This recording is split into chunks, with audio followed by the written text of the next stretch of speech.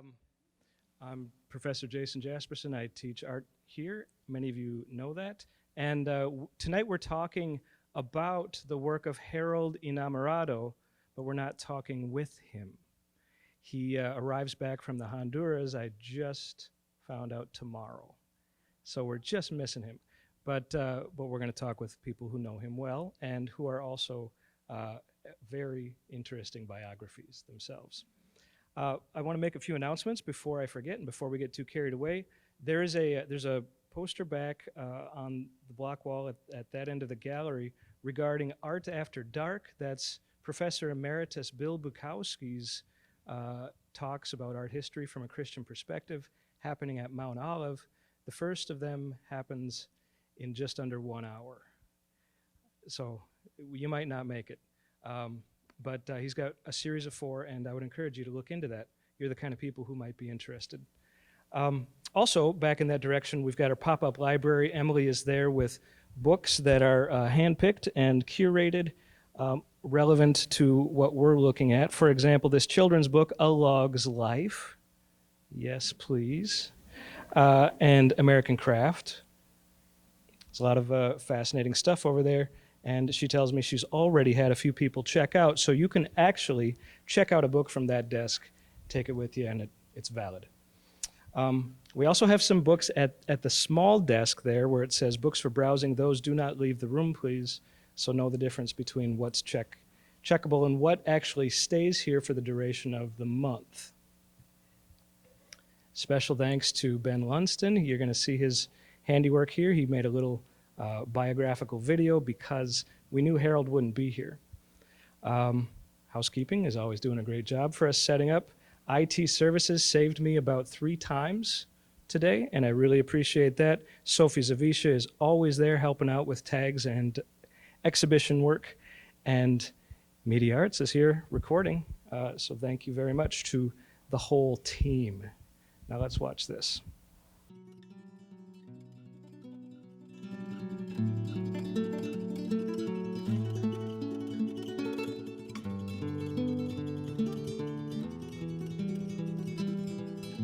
My name is Harold. I'm from Honduras and I'm an architect and I live now in Ulm. I came here because I went to Costa Rica to get my master's degree in architecture. And then my wife was there too. I met her in Costa Rica. She was getting her master's degree too, and she's from here. And then she said, "Hey, do you want to move to Minnesota?" And I'm like, "Yeah, let's take a look." And then she brought me here in the summertime, of course. And then I saw all the lakes and all beautiful. And then I said, wow, I'll be here fishing and living the life. I can have a boat. And then we moved here in February. Ah, it's been always in the back, right there. Like, I feel like between being an architect and woodworker, you're still in the designing area. Our designs, especially the cubes that we are gonna bring to the art show, those are this style over here actually. If you see these doors, so the way that I design our pieces here is that we found the material first, and the material will tell us what the material wants to be. Like if we take those pieces of wood to a sawmill or that log to a sawmill, that will be firewood right now because it's garbage, for most of the woodworker. Cabinetry, millwork, lumber, you cannot do anything with this wood. Actually, I got these pieces for free, in the place where I get the wood. And then I saw the pieces and say, well, they look really good, but they're not structurally hard enough to be a solid piece. So that's why we came with the idea to put it in a piece of wood in the background, put the metal together, and build that door.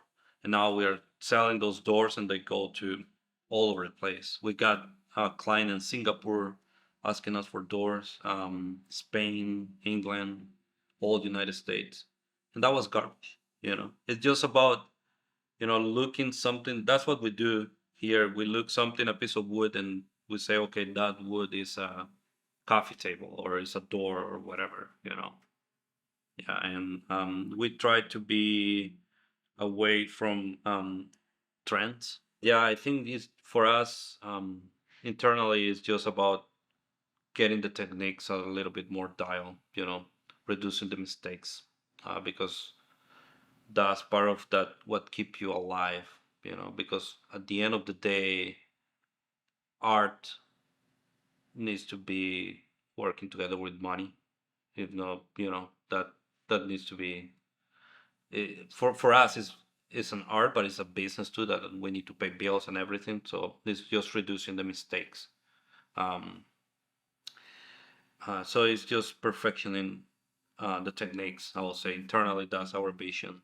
Just get dial what we do with this specific type of wood, what we don't want to do. Yeah, I will say that for us, that's what it is right now. We just do crazy stuff. So we just find a niche, and that's what we are.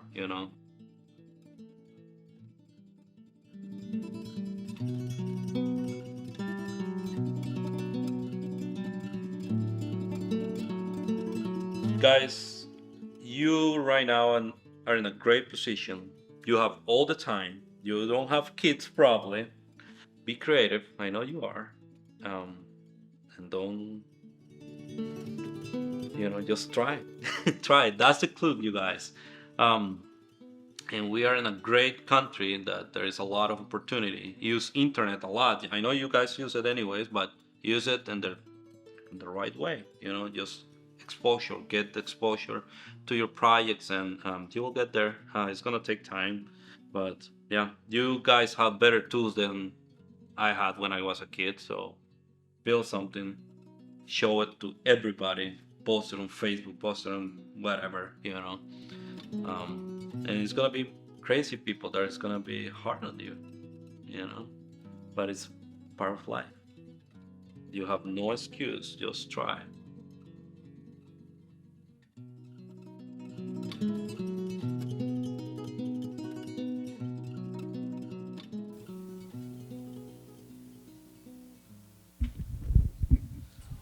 All right, situated. Um, how about we do quick introductions and a quick story about what your role is at Cala.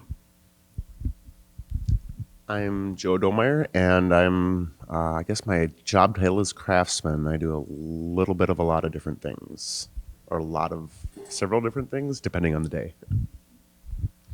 My name's Jeff Moody. I'm a part-time employee with Harold, and I'm a furniture maker, almost 100% furniture maker. So I do one thing, basically, but it encompasses a lot of different things. So, and I think Joe's selling himself a little short. He does forklift repair, chimney repair, mill work, steel grinding. A little bit of everything. Yeah, so yeah, the two of us are kind of holding things together for these couple weeks while Harold's been out of town. So Could either of you try to describe, just give us an overview of how Cala operates, what really happens?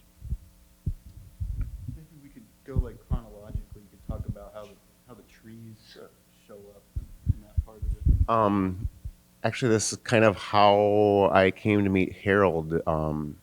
He doesn't really buy a lot of lumber, and I had followed him a couple years ago on Facebook and saw what kind of work he did and thought it was interesting. So last fall we had a big storm at our place, and it knocked down some really old oak trees that were over 150 years old. And I didn't want to see him go to firewood, so I called Harold up to see if he was interested and sent him some pictures. And that's where I met him, talking over how he procures his wood, and that's mostly where his wood comes from. Is farmers clearing a grove or storm damage.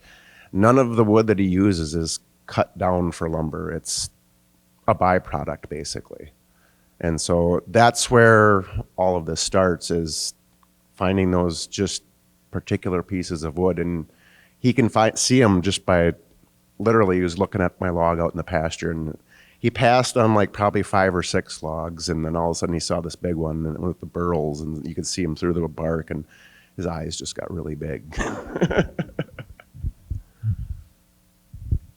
And so then I guess from the tree you start slicing through it, and you get things like you see on the wall here, or like these pieces of furniture are made out of. They're rough sawn. You can even see on this slab right here, there's still some bandsaw marks there in the middle, and then they're processed further through drying in a kiln to make the wood stable and workable.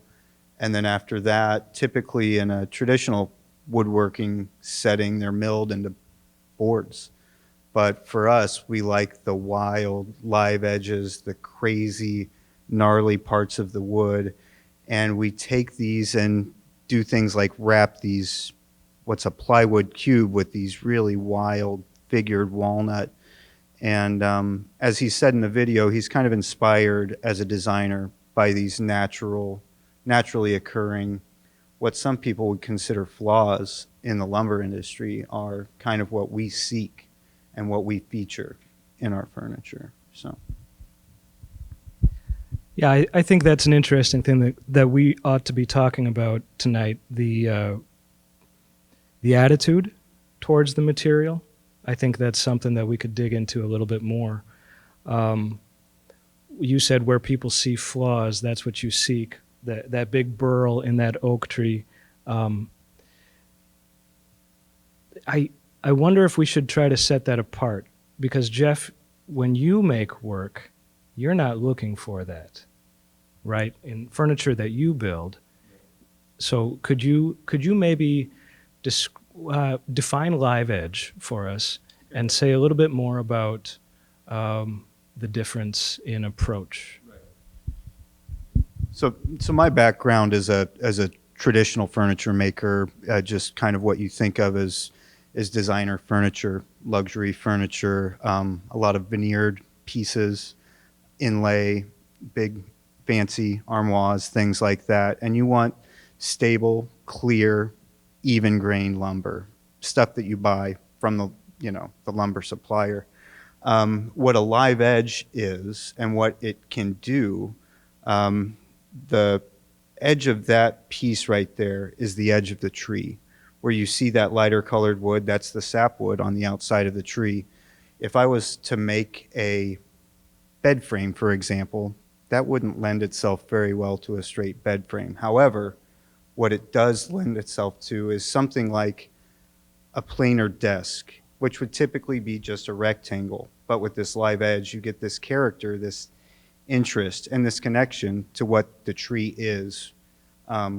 Some, philosophies say that that's maybe that's a better preservation of the life of that tree, the soul of that tree, maintaining that live edge and the character of what kind of that tree's been through. I mean, we find bullets in these trees, barbed wire, the big burls, which are scars from storms and things like that, cracks, splits.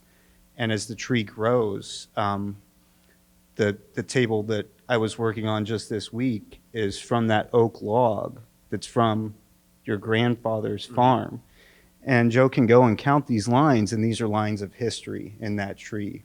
And what I've been working with in my career, you don't count lines of history, you just mill lumber and build furniture. So it's a little bit of a different world for me. It's an exciting world. It's a world I enjoy, but definitely a departure from what a traditional furniture maker does, I guess.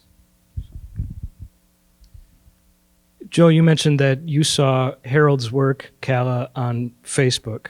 That's where I saw it for the first time, too. I'm from New Ulm. I live in New Ulm.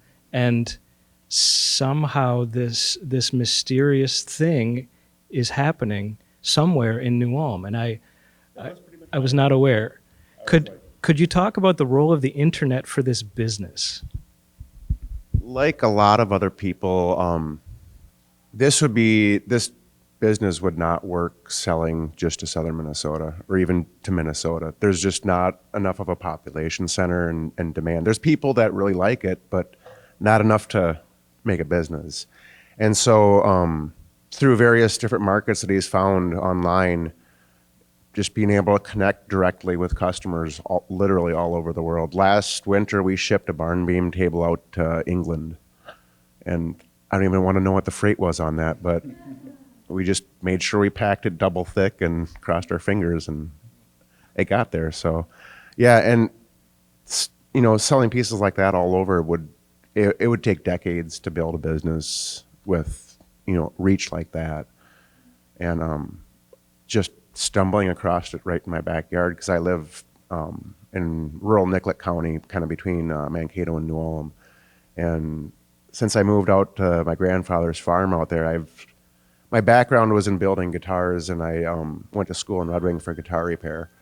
And since I left that, I really honestly never thought that I'd find a job like this doing woodworking that I enjoyed. There's always cabinet making and stuff like that, but I'm just a little too different for that, and maybe a little too dyslexic to do all those right angle corners and perfects and stuff like that. But which is odd, because building guitars, you're dealing with tolerances of a couple thousandths of an inch, and somehow I made that work. But so here we are. Okay. So this is closely tied to the internet. We've established that. When I look at the website, I see things that I don't see here. There are a lot of epoxy tables. There's some large-scale things. There's entire lines that we don't see here. I know the answer to this, but for the sake of the discussion, could you talk about why we see what we see here and what's missing, or why isn't it like the website? We basically build everything to order, so we don't have like a warehouse full of pieces that are ready to ship out. It would be really cool if you could just knock out 50 cubes and call that your supply for the next few months or so. But that's where the business part of it comes in, and balancing cash flow with what you want to do versus, okay, here we got orders for 5 cubes coming in. We'll set this other project we were working on aside for a little while. And that's kind of where this is Harold's desk here, and that was kind of one of those. We had a little slow time, so Harold and I just started digging through the lumber piles and just started building cool stuff, and it was like a really awesome couple weeks of just, hey, this one looks like a coffee table. That'll be a little credenza, just literally that's what we were doing, is looking at planks and saying, hey, this is what we're going to build with that. And so that's why we don't have a big inventory of stuff. It'd be fun to build up an inventory so you could have a huge show and fill it up, but. Well, so it's not that kind of business, yeah. Right? It's not the kind of business where you go into a showroom and buy what you want. Yeah.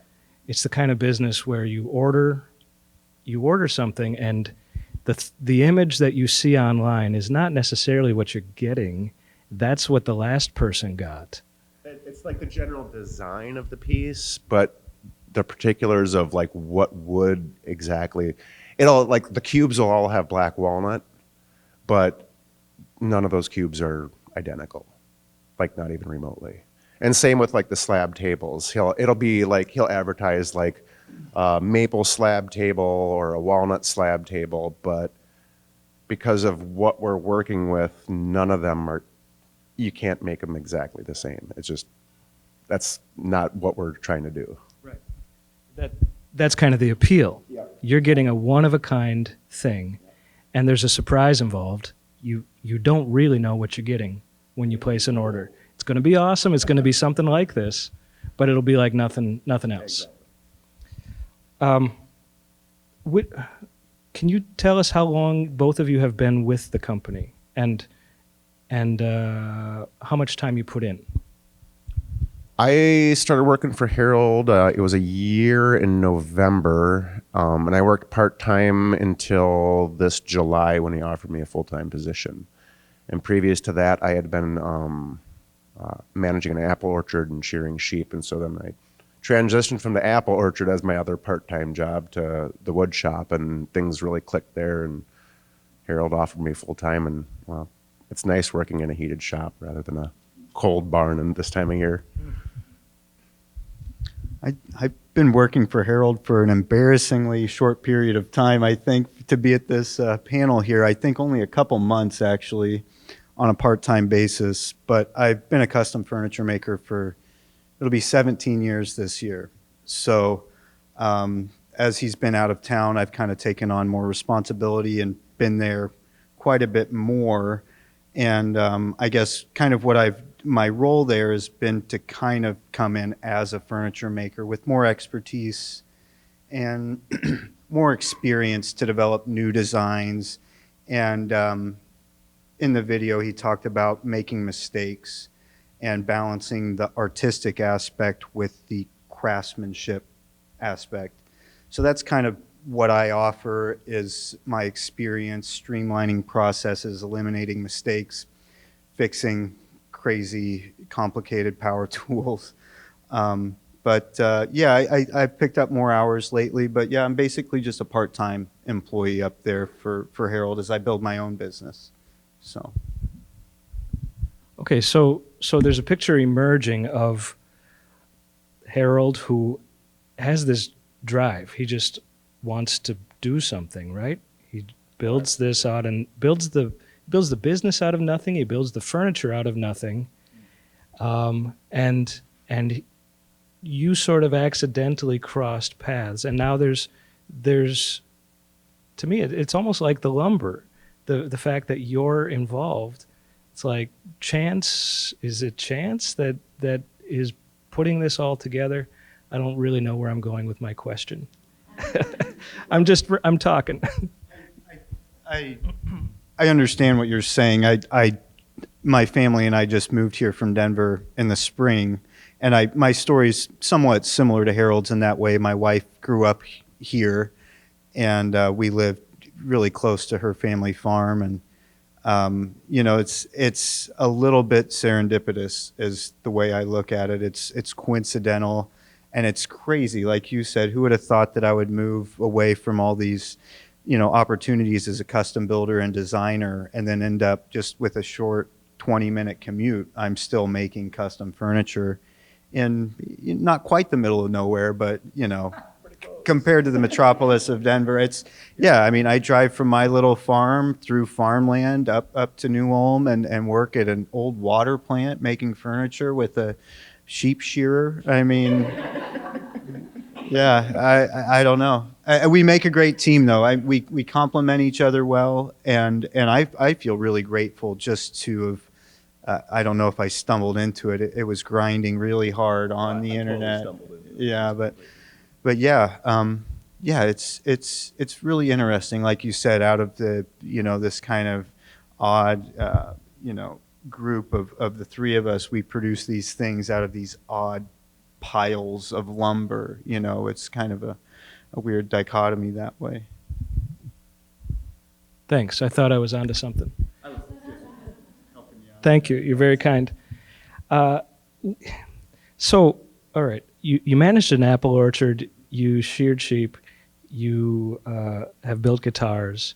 You build things for people whose bank accounts I can't imagine. They're. The commonality is that you work with your hands. Same with Harold. Can you explain why? I assume it's important to you. Why is working with your hands an important thing? Are you ready for that? Yeah?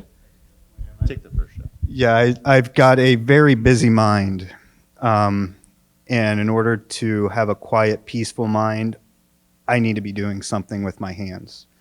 When I got out of college, I was working for this custom furniture maker, sitting in front of a computer, grinding out shop drawings, and it was just soul-sucking.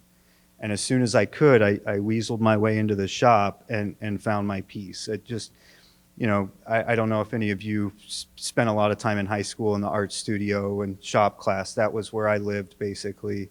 And so after college, I felt like I needed that back in my life. So building things with my hands, whether it's, brewing a beer, cooking dinner, making furniture, that's where I find my peace. That's where I find my, center is, being in the moment, being kind of overwhelmed with just creating things with your hands. So it's like a meditative process for me, I guess.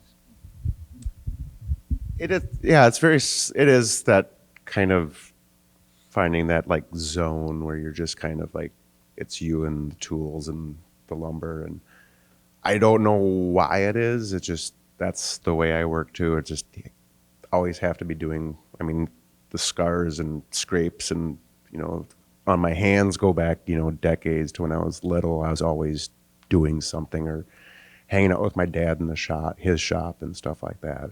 It's just, I always had to do something and focus that energy in some way, shape, or form.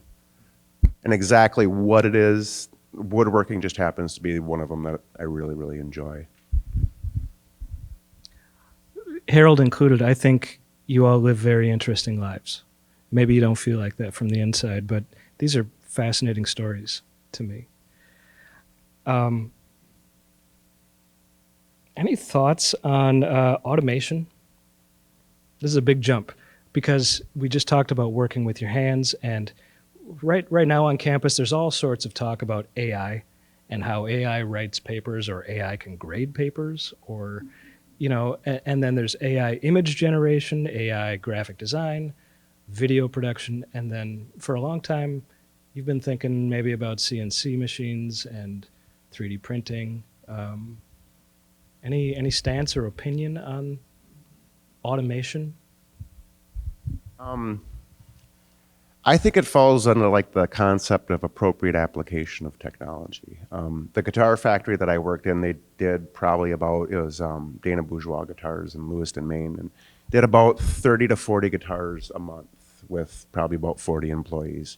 And they did CNC machining for all the rough work on the necks and even some of the brace work. And because it's these really complex contours and curves, and shaping those necks from that square piece of wood, it was just literally a lot of grunt work. And so by automating that part of the process and then fine tuning the necks and hand sanding them and even a little bit of, hand shaping just to, just so they feel right. There's no like quantification of how that curve is supposed to be, but you know it when you feel it.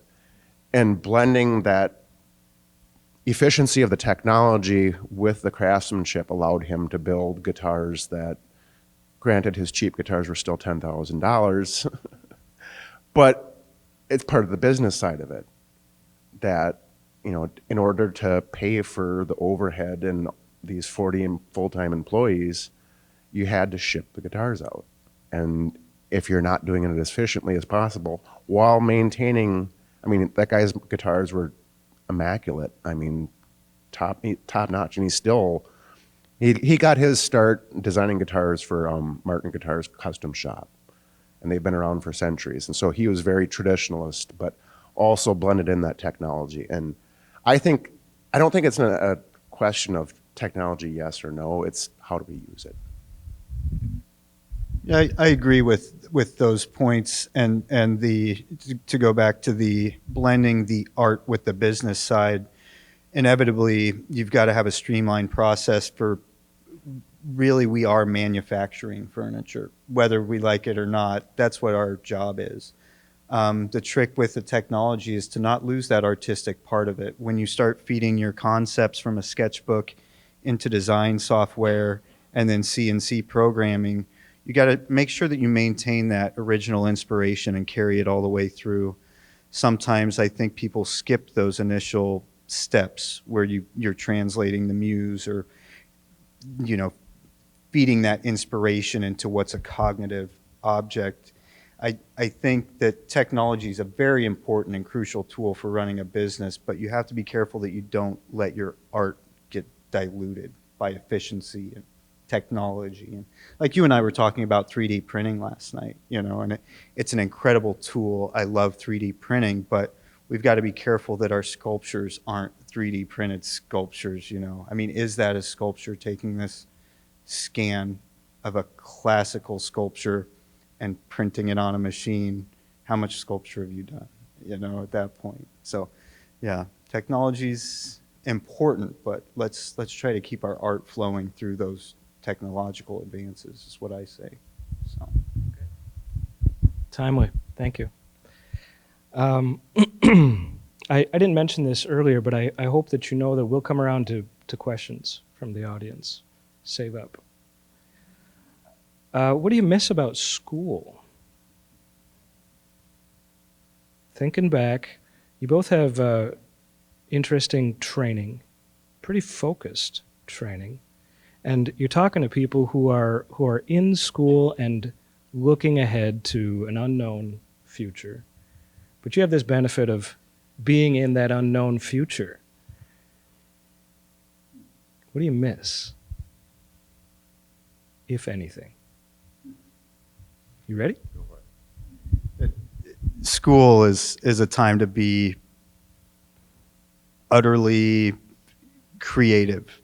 There are no consequences. I mean, I guess you could fail a class or something, but really, there are no consequences to being as creative as you want to be. Push all of those boundaries, hit every limit, because when you start earning a living, you start looking at that bank account. You start looking at how efficient is this process? How, much is this crate going to weigh? Can I afford to ship this? Your creativity is always going to have to be balanced by that money earning side. But while you're in college, I mean, just be creative. That's what I miss. Just letting the ideas flow. That's really what I miss the most, I think. I really enjoyed. I first went to a tech college first for guitar repair, and then I worked in Maine for a year, and then I came back to school in Minnesota and I got my degree in environmental science and urban studies, and just being able to delve into different topics that I never would have. If I wasn't there in school, I wouldn't have got into those areas, and I'm still finding areas like, oh, I remember I had a class about that back in the day, just weird stuff that pops up. You never know where you're going to apply something that you learned in a class that you maybe thought was just completely pointless. And I've done that 1,000 times over in my life. So take advantage of your opportunities. Yeah. Joe, how did you learn to shear sheep? It was shortly after I moved out to the farm where I live. It was my grandfather's farm. My mom grew up on the farm where I live, and it goes back to my great-great-grandfather homesteaded there. And shortly after I moved there, got a wild idea that I should buy a few sheep from a lady, and we got a few, I think it was 6 Icelandic sheep. And she's like, well, you're going to buy some sheep. You should meet the shearer because you'll need to have them shorn, because Icelandics, you have to shear them twice a year. And so I came over to her place and met the shearer and helped with the shearing day. And he found out that I had just graduated college then, and I was looking for work that winter. He's like, oh, you're looking for work? I got work for you. And so that was a shearer over by Mapleton. And I met up with him, and I caught sheep for him. And then he introduced me to another of his shearing friends from over by New Richland, and that was Bob Smith, and he's the guy that taught me how to shear.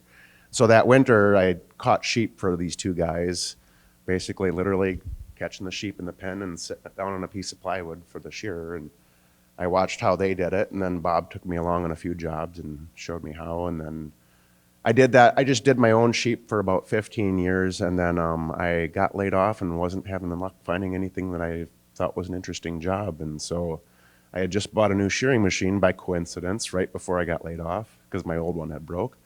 I'm like, well, I might as well put that to work. And I got invited along on a couple jobs, and then by one guy, and then another guy that, they're kind of like rival crews. They don't hate each other, but they're kind of like, oh, Joe's shearing with that guy. We got to get him some business. And so, and they're all like, be careful who you tell because you're going to be busy. And 5 years later, it was over half my income from shearing. You're the first I've ever met. I don't think I've met a sheep shearer, and Well, there's about 12 that cover the whole state of Minnesota. So you get around. I mean, you got to go places. Daily commutes are a half hour to 3 hours, usually around an hour to an hour and a half. So, what fascinates me about this is the story that we tell young people. In high school, we tell them that they need to decide what career they're going to have. You got to make a decision about a major that you're going to do, and what are you going to study, and what kind of job are you going to have. You had no idea when you were in school that you were going to be earning half your income from sheep shearing. Actually, when I first learned how to shear, I thought it was too much work. I had just graduated. I'm like, I worked my way through college and paid for it. And I'm like, you just earned yourself a college degree and you have the student loans to prove it. So you should probably do something with it. And, I knew how hard they worked. And I was like, I don't know if I want to do that. And then I pick it up I was 38 when I started professionally.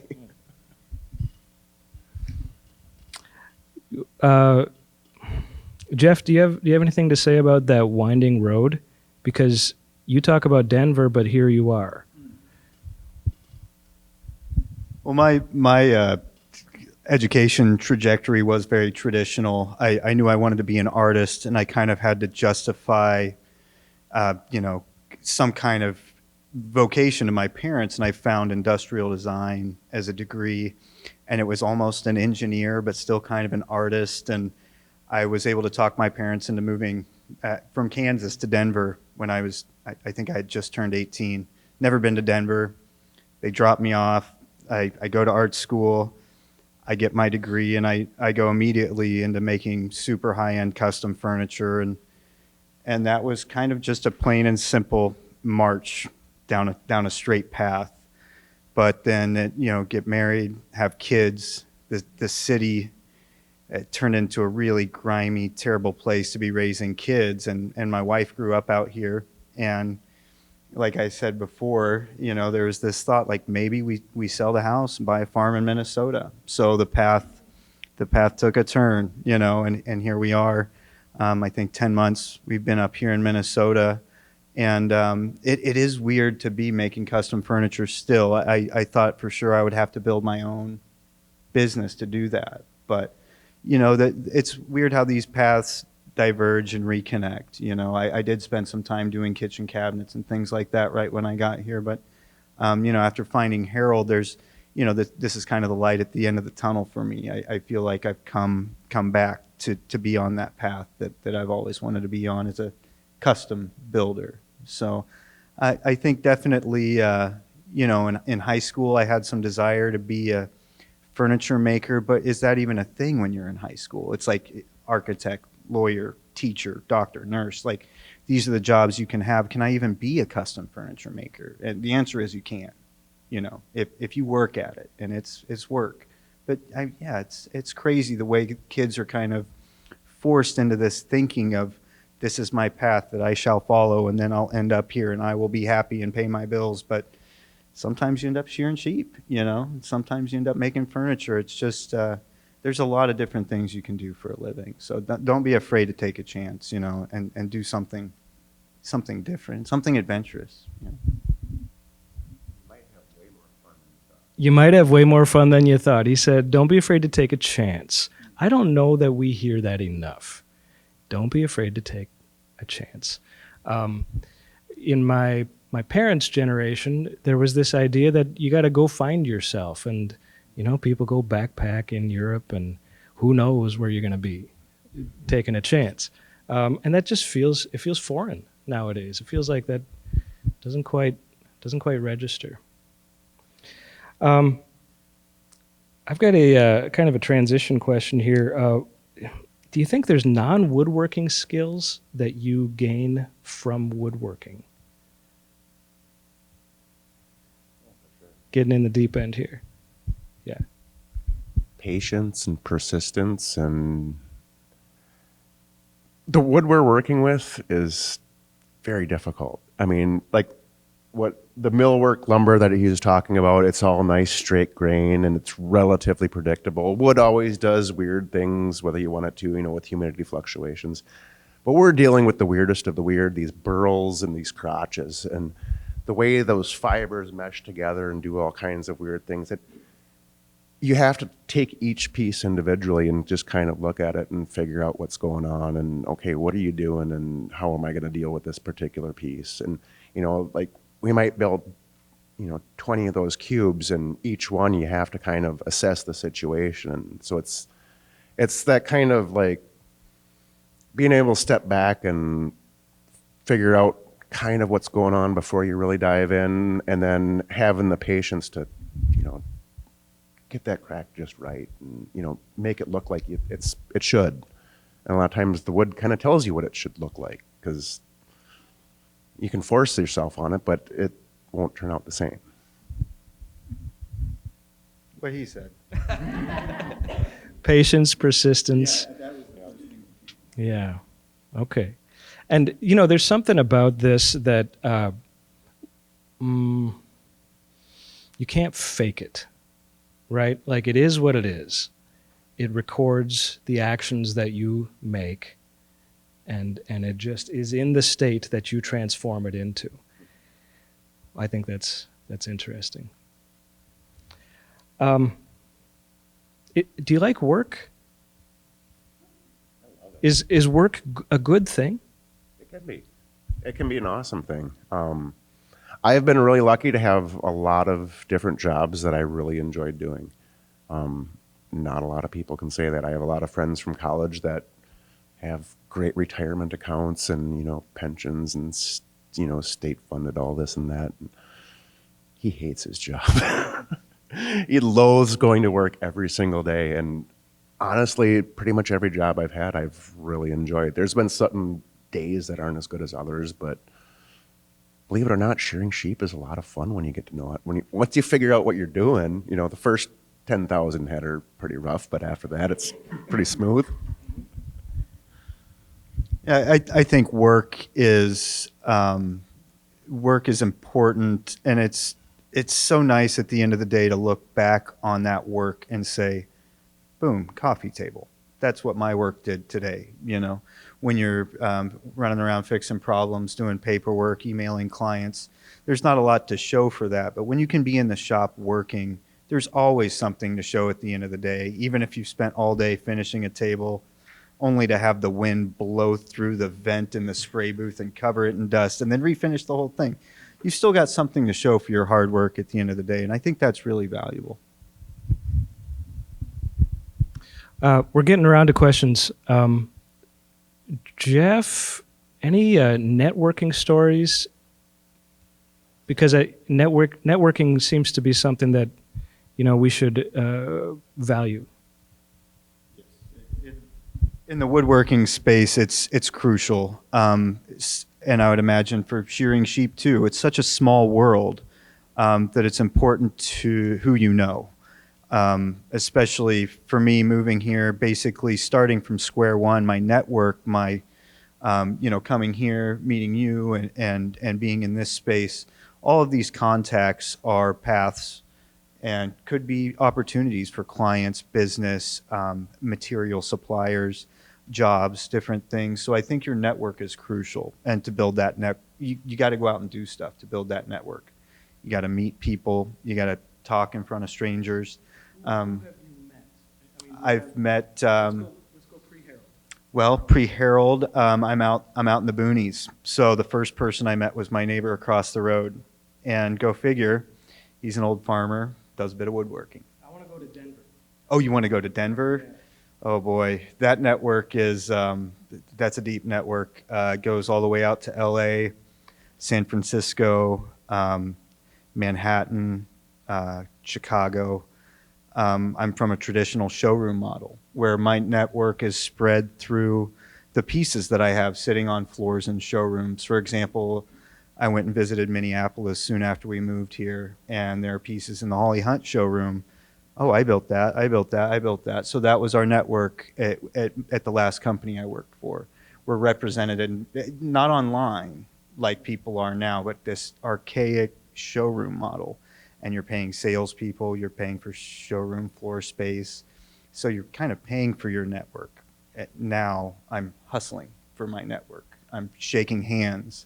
I'm kind of working on that online presence. The network is so much a digital network now through Instagram and maybe not so much Facebook and things like that, but YouTube. And it's incredible the wealth of knowledge and the people and just different fields that kind of all converge in this furniture making space. The network's as big as you want it, and you can do it from your couch in the middle of the night. Really you can. So yeah, the Denver network, that was the traditional model. That was the showroom model. And speaking with one of my former employers, kind of a mentor, he's like, that model is a dinosaur. You got to be on the gram, is what he told me. And I was like, is that what the kids say? 'Cause, I mean, the guy's, 50 years old. I think that might be a little bit of a stretch. But I was like, okay, I'll work on getting on the gram, as you say. So yeah, that's how the networks are being built now, is through online resources. So that's how you found Harold. That's how you found Harold. That's how I found Harold. So that's really how networks are being built now, which is incredible because that network's worldwide at this point. So. And yet here we are in a room. This is a network. And let's switch over to you. Anybody have questions? I'd like to bring the microphone to you so everybody can be heard. This might be more of a Harold question, but how do you start commercializing a specifically custom business? Because there's not a lot to show for at the beginning when you start building things out. Do you want the mic? So I'm probably a lot closer to this process than Harold is now. His business is what I would say an established online business. And I'm very much in the beginning stages of building exactly what you're talking about and working with different marketing consultants and things like that. They're like, what images can you send me? What content do you have? And it's like, I've built a lot of stuff for other companies, but I got like nothing to show. So I think part of it is being honest about who you are and what you can do, and then getting in the shop and making that available to other people through your pieces. My story can be told in words through conversations, but ultimately a craftsman's stories are best told through their furniture. So I think it's crucial to be building prototypes, to be even doing CAD work, making scale models and things like that, and taking great photos. And those things will be the backbone of an Instagram account, your own website. Etsy is a big marketing source for even Harold. I've been running his Etsy platform while he's been out of town, and it's incredible the amount of traffic it gets, just like thousands of people every week. Thousands. I mean, that's incredible, really. You could never do that with a traditional showroom model, but you've got to have those photos and you've got to have those pieces to photograph. So that's really how you start. And that's where I'm at right now, just in the trenches, designing, building, and photographing things. So to summarize, do the work, right? You got to do a lot of work. Everybody starts somewhere.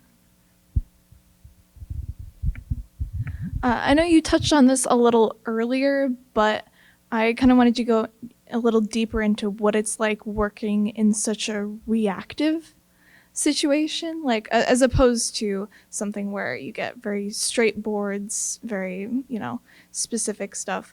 You are often, you were saying that the wood is telling you what it wants to be. What is that process like?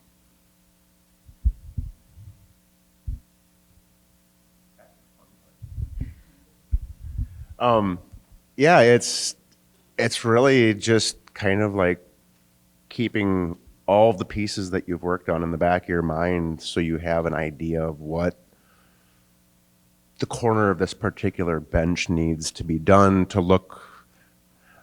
I had a lot of trouble getting up to speed to figure out what Harold wanted a particular piece to look like, because like a lot of people, you know it in your mind, but articulating that exactly is really difficult. And so it was a lot of trial and error, and I at least had a good idea, but it's like, okay, so how do you want me to treat this little corner here? And then after a while, I just kind of knew how he wanted me to do it.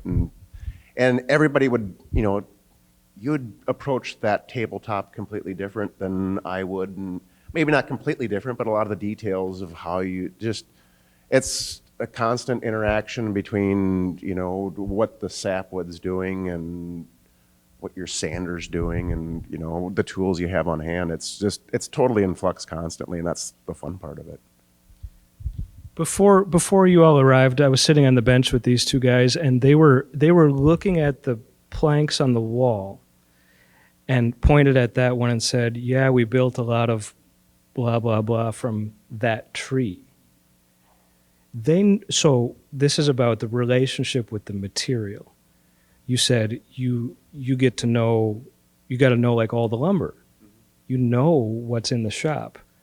There's slabs like some of those that I remember cutting them last spring and opening up that log and going, "Ooh, look at that." Like literally, like I've had sheep that like had such nice fleeces that I literally stopped in the middle of shearing the sheep to take a picture. And these logs were it was this very, very similar experience where it's like you open that, you get that first clean cut off and you open it up and you're like, "Oh yeah, this is a good one." So that's different than going to Home Depot and buying plywood. So sure. But the point is that you from beginning to end, it comes in as a log and it leaves as furniture. You're kind of like nurturing this thing along the way. Very much so, yeah. And that might be part of your answer, that you really know the material. And that's just through repetition and repetition and repetition and doing it wrong 1,000 times and finally figuring it out. That's another thing that maybe we need to say more often, that you gotta stumble a while. Oh yeah, every day. Is there a hand here? I kind of have two. First of all, I'm curious what your oak tree turned into, and then also how much wood is in storage there at the workshop. Start with the oak tree. Well, the oak tree, we cut up, the main log was like 18 feet long and about 42 inches across. And it was too big to move. So we cut like, I think about 6 or 8 feet off. And then we cut cookies out of those, like those cross sections on that wall there. Only these cross sections are about 42 inches across and about 3 inches thick. And so we've actually the last 2 weeks we've been working on coffee tables out of those. The rest of the log hasn't been milled up yet, and I have probably about 6 more oak logs from that storm that are just kind of in storage in my yard waiting for a sawmill. She's wondering how much. Oh, and how much lumber? Oh, geez. I don't know how to say it. Too much. A lot.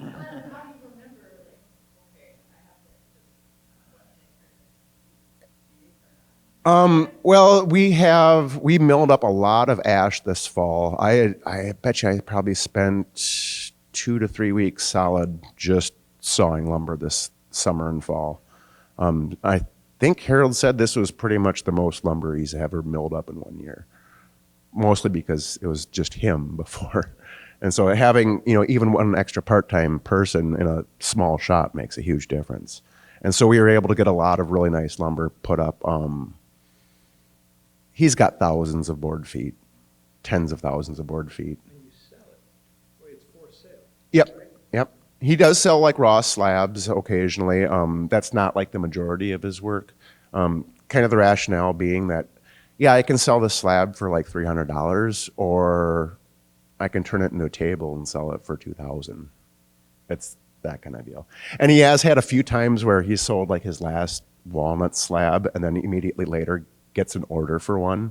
And so then he has to go and hunt around and source a slab, and then you're paying, much higher prices than if you cut it yourself.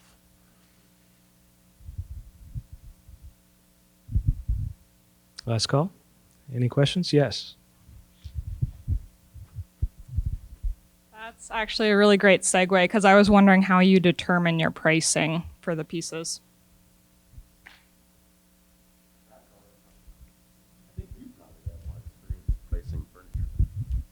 It's pretty standard. Like if you would go to your mechanic, there's parts and labor. That's how I price out custom bids. How long is it going to take me? How much is the material going to cost? Harold's in a different world because he's taking a tree, processing it, and not really paying for the raw material, but he is paying for labor. He is paying for overhead. But ultimately, you price it as high as the market can bear. Shipping costs are astronomical right now. For a $1,500 coffee table, you could spend $500 to ship it. And nobody wants to pay shipping. Everybody wants to see free shipping in the byline of your product description. So ultimately, it's not a super high profit business, but you want to maintain good margins because power tools are expensive to operate. Highly talented employees are expensive to maintain. It's, you know, well, Good work isn't cheap. yeah, Cheap right. work isn't good. Exactly. Yeah. So, but typically, a wood shop would price at anywhere from $50 to $150 per hour for shop labor, and then material costs vary all across the board. Walnut like this, really nice walnut, can cost as much as $15 a board foot, and a standard coffee table might be $15 to $20 board feet. So what's the math on that? 4 foot is 12 inches square and 1 inch thick. Oh, yeah, sorry. So So that's, a piece of walnut that big is about $15. right. So you'll spend $300 on wood just for a coffee table, and then you're going to spend $500 to ship it. So you better charge more than $800 for that coffee table. So pricing is tough. Pricing is tough, especially when you can get so much nice, cheap furniture online. So pricing. Yes, give good discounts for local pickup. You just said discounts for local pickup. It's a lot cheaper if you just drive your own car. You also said good work isn't cheap and cheap work isn't good. That's interesting. I think it's time for us to wrap up. So let's have a round of applause for our guests.